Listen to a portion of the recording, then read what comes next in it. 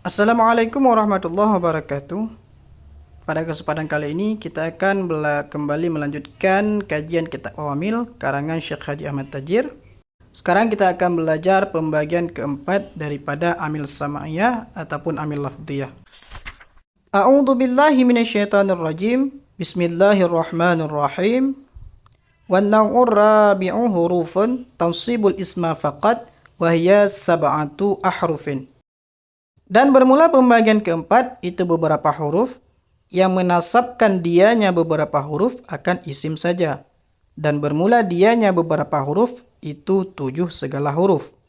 Waw, illa, ya, aya, haya, ay, hamda. Waw, huruf isti'naf.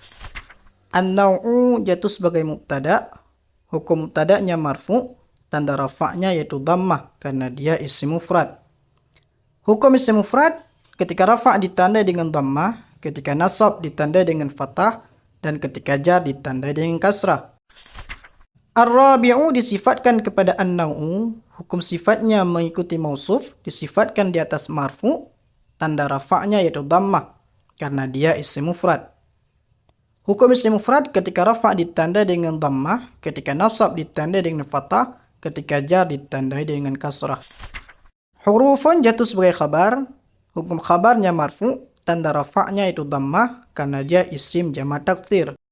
Hukum isim jamak taksir ketika rafa' ditandai dengan dhammah, ketika nasab ditandai dengan fathah, ketika jar ditandai dengan kasrah. Tansibu fi'il mudhari marfu, tanda rafa'nya itu dhammah karena dia fi'il mudhari sahih akhir yang tidak bersambung akhirnya dengan sesuatu atau tidak bersambung akhirnya dengan dhamir. Hukum fi'il mudhari sahih akhir yang tidak bersambung dengan akhirnya oleh sesuatu, ketika rafa' ditandai dengan dhammah, ketika nasab ditandai dengan fathah, ketika jazam ditandai dengan sukun. Amal dari tansibu yaitu merafa'kan fa'il menasabkan maf'ul. Fa'ilnya yaitu dhamir mustatir, hiya yang ada pada tansibu, dan maf'ulnya yaitu kalimat al-isma. Al-isma jatuh sebagai maf'ul, hukum maf'ulnya mansub, tanda nasabnya yaitu fathah karena dia isim mufrad. Hukum isim mufrad ketika rafa' ditandai dengan dhammah, ketika nasab ditandai dengan fathah, ketika jar ditandai dengan kasrah. Fa huruf rabit dibinakan atas fathah, tidak di'irabkan. Qad dzarf zaman dibina atas sukun padahal rafa' jatuh sebagai khabar daripada mubtada yang dibuang. Takdirnya yaitu alimtu fahiya qad. Waw huruf isti'naf, hiya isim dhamir dibinakan atas fathah pada rafa' jatuh sebagai mubtada. Sab'atu jatuh sebagai khabar, hukum khabarnya marfu, alamat rafa'nya yaitu dhammah karena dia isim mufrad. Hukum isim mufrad ketika rafa' ditandai dengan dhammah, ketika nasab ditandai dengan fathah, ketika jar ditandai dengan kasrah. Mudhaf sab'atu ahrufin jatuh sebagai mudhaf ilaih, hukum mudhaf ilaihnya majrur, tanda jarnya yaitu kasrah karena dia isim jamak taksir. Hukum isim jamak taksir ketika rafa' ditandai dengan dhammah, ketika nasab ditandai dengan fathah, ketika jar ditandai dengan kasrah. Begitulah cara mengartikan dan mengi'rabkan setiap kalimat daripada pembagian keempat daripada amil sama'iyah ataupun amil lafdhiyah kajian kitab Awamil. Sekarang kita akan mengenal amil, amal, dan ma'mul daripada matan kitab pembagian keempat daripada amil sama'iyah. Amil yang pertama yaitu amil yang terdapat pada mubtada khabar. Dia merupakan amil maknawiyah. Amalnya yaitu merafa'kan mubtada khabar. Yang jatuh sebagai mubtada yaitu an-naw'u dan khabarnya yaitu hurufun. Amil yang kedua yaitu sifat yang merupakan tabi'.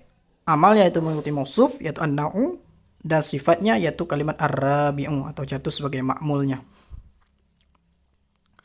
Amil yang ketiga yaitu amil yang terdapat pada fi'il mudhari. Ini juga merupakan amil maknawiyah. Amalnya yaitu merafa'kan fi'il mudhari. Ma'mulnya yaitu kalimat fi'il mudhari tansibu. Amil selanjutnya itu kalimat tansibu. Amalnya yaitu merafa'kan fa'il dan menasabkan maf'ul. Ma'mulnya yang jatuh sebagai fa'il yaitu hiya, dhamir mustatir pada tansibu. Dan ma'mulnya yang jatuh sebagai maf'ul yaitu kalimat al-isma. Amil yang selanjutnya yaitu amil yang terdapat pada mubtada khabar. Amalnya yaitu merafa'kan mubtada khabar. Ma'mulnya itu hiya sebagai mubtada dan sab'atu sebagai khabarnya. Amil yang selanjutnya yaitu sab'atu yang jatuh sebagai mudhaf, amil qiyasi.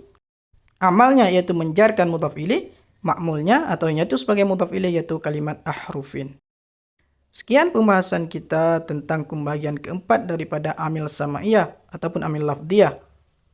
Kajian kitab Awamil karangan Syekh Haji Ahmad Tajir. Semoga apa yang kita pelajari mendapatkan berkah. Amin ya rabbal alamin. Assalamualaikum warahmatullahi wabarakatuh.